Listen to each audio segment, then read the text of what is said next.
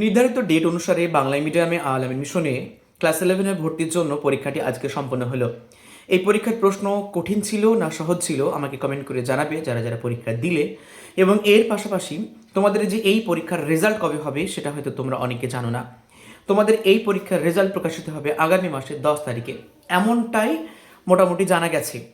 আগামী মাসের 10 তারিখে তোমাদের রেজাল্ট প্রকাশিত হবে। বলে রাখি, 10 তারিখের আগে রেজাল্ট প্রকাশিত হবে না। রেজাল্ট প্রকাশিত হলে 10 তারিখের পরে হতে পারে। আপাতত তোমাদের যে ইনস্ট্রাকশন বা নির্দেশিকা দেওয়া ছিল আল আমিন মিশরের, সেখানে 10 তারিখ রেজাল্টের তারিখ লেখা ছিল। তো সেই মতো বলা যাচ্ছে 10 তারিখে তোমাদের রেজাল্ট প্রকাশিত হবে। যদি প্রকাশ না হয় তাহলে আরও এক সপ্তাহ এক্সটেন্ড হতে পারে।